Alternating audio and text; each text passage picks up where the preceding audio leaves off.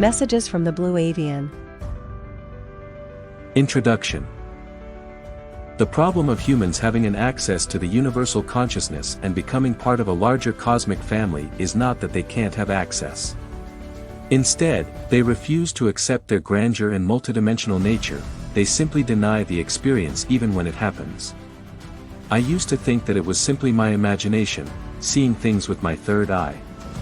The moment I gave it an open mind and interacted with them, I discovered other dimensions and that we are all part of a larger cosmic family. So, I used to encounter these bird people, sometimes they would appear in my room. The way I perceived them was interesting because I could even understand how their flight mechanism works. I could see more into them than simply looking at a physical object because, when I look at the physical object I am limited to only seeing its physical appearance without knowing any deeper detail about it. For example, when you look at a vehicle you can only see its physical appearance without knowing how the engine works. However, with your third eye, you see it from a broader perspective. This is because you also understand what type of material it is made of, how the mechanical engine works, and even how it is operated. Note, it has been over a year now, since I started communicating with other dimensional beings. The way I receive these messages is by tuning my mind in such a way that I am in sync with their frequency, so the messages do not come as clear, they come as concepts that I try to translate to human language as closely as possible. Consequently, I would always treat most of these messages as insights or experiments. This is because some of them have very bold claims and out-of-this-world concepts that I am not able to verify. A message from Blue Avian. We are the Blue Avians, the beings of blue light. Seeing us as birds is the last frequency that surrounds you in your octave. Birds are among the highest vibrating beings in your octave. They naturally reach higher heights than any other biological life in your surroundings, and thus the color blue is also a vibration representing such heights. In every sphere of beings, there are focused or centered beings, which is to say, in your world humans are the focused beings. In other words, when you explore other spheres of life you will find that certain insects are the focused beings and that they are the center of that realm as humans are, they are given all the rulership and all that is. Thus, in our realm, it is so for the Blue Avian. Your natural biological vibration is of the color brown. That brown is considered lower than red, so you can deduct the depth between us and you. It is clear to you that we are at a very high level compared to your current state of being. Brown is the vibrational color of all regardless of whether they're black, Asian, Indian, or Caucasian, they're brown. Because it is the color of your vibrations. We are color blue regardless of our differences, and as you communicate with us you are tuning into our collective consciousness. You are communicating with us as one entity. Question and answers. Question: can you tell me if you are related to the Egyptian goddess Isis? Answer: it is true that all beings exist in many realities at once, but for humans, most of the time you are unable to remember or sense these other versions of yourself, as that is how your state of existence is structured, with borders and guardians that make you forget when you enter your realm. It is a mechanism that separates and isolates that part of you that you are now from other vast and deeper versions of yourself. Thus, Isis was an embodiment, an individual who could supersede or surface to the heights of our realm. She could bypass this mechanism, and thus those who saw these other dimensions realized that she was connected to our realm.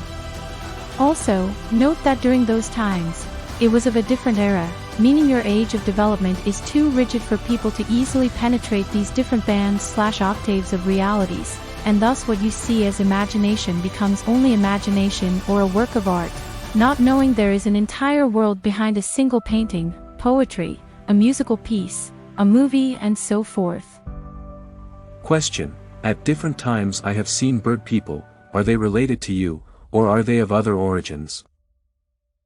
Answer: as we have mentioned previously, the alignment of vibrations varies between different levels, so even though we are in the bird sphere of beings, there are different vibrational levels within our realm of beings, as it follows the fractal pattern.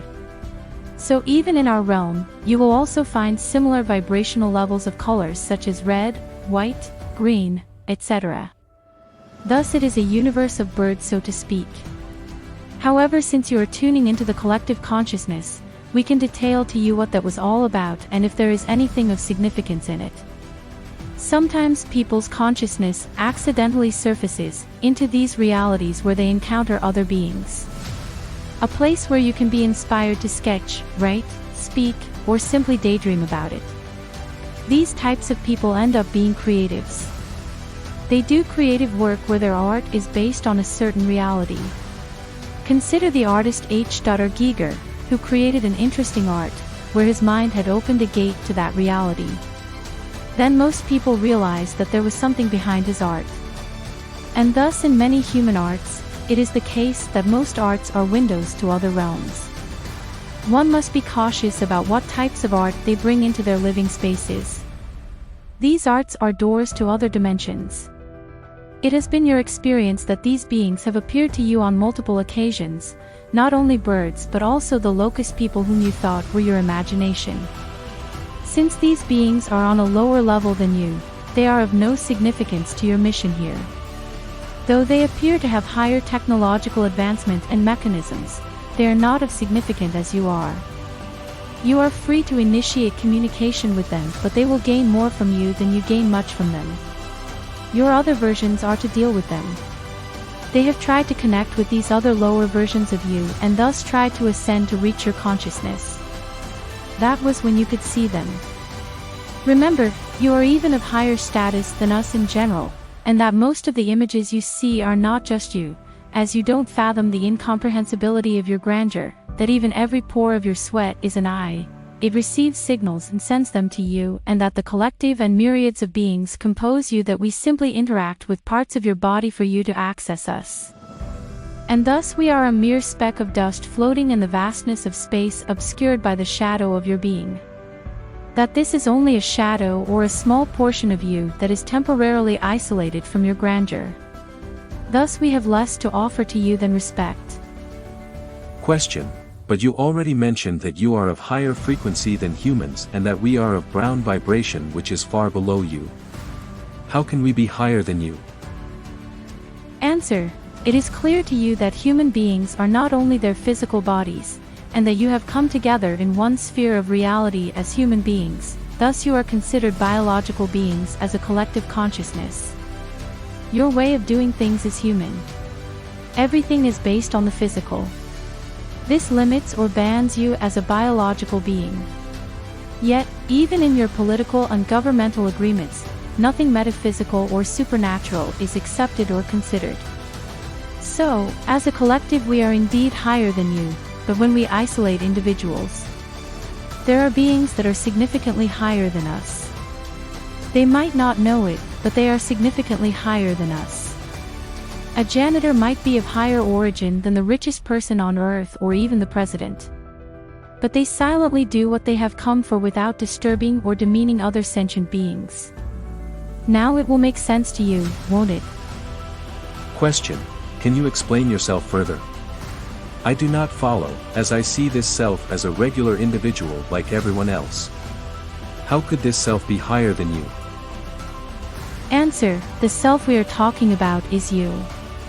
Yes, you.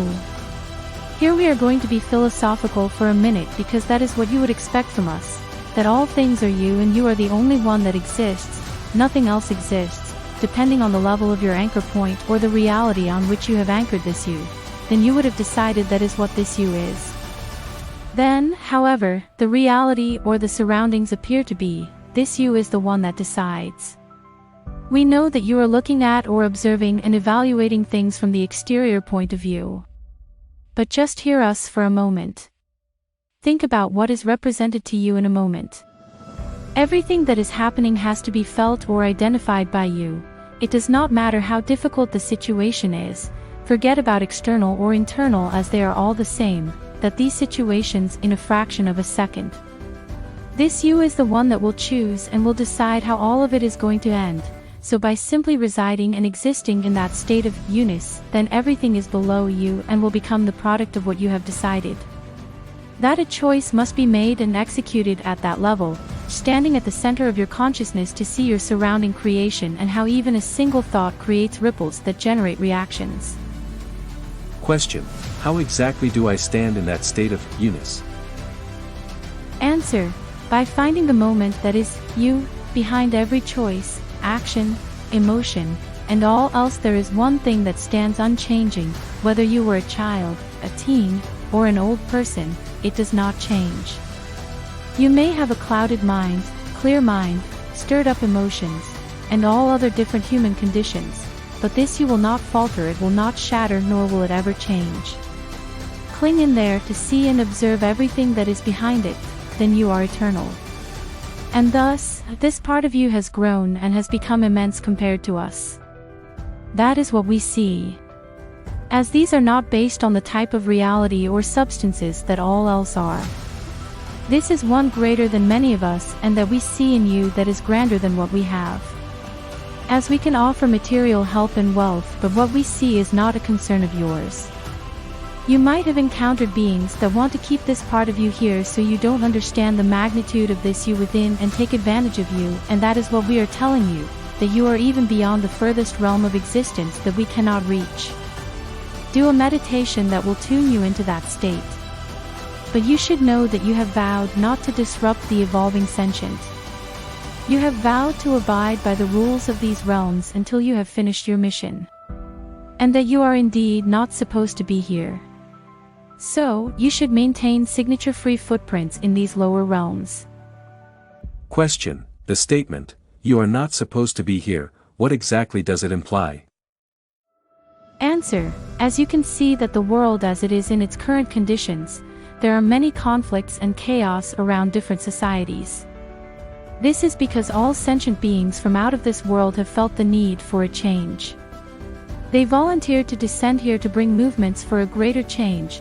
As a result, it has brought about this chaos. You have interfered with what was. And as a result, the original nature of things has been altered because of your presence. As you know that there are countless sentient beings in the universe, but they avoid contact with this world, and this is the reason that, if we make public contact, we will interfere with the process. Thus, many of you decided to come in human flesh to help, and this help is what is altering what is. Question: is this a bad thing that many beings decided to come as humans to assist and help? Answer: as you can see that the majority of those who decided to come are finding the conditions too harsh to handle, hence they invent things to accommodate themselves. A lot of individuals find themselves lonely and not able to relate their innermost feelings to others. This is because of that interference. It can be clearly stated that their intention was purely benevolent, but they didn't foresee the outcome and assumed that it would be the way it is. Thus, the best way is to negotiate and try to balance. Negotiate between these internal urges that are not of this world and what a worldly responsibility. The internal insight should be regarded as a whisper, a suggestion, or an inspiration, but it should never be an inflicted or forced truth to those of this world. Question: you have mentioned something about my mission here. What exactly do you mean by this, and what is my mission? Answer: you being where you are is a mission at its best. The knowledge cannot accommodate its grandeur content, as the conscious mind is only a minute of what is. The conscious mind filters and quantifies things, it sees and takes things in segments. How can it then comprehend what it's engulfed with? How could a bucket of water under the ocean contain the ocean? By simply being what you are at maximum, you are already accomplishing your mission. Thank you.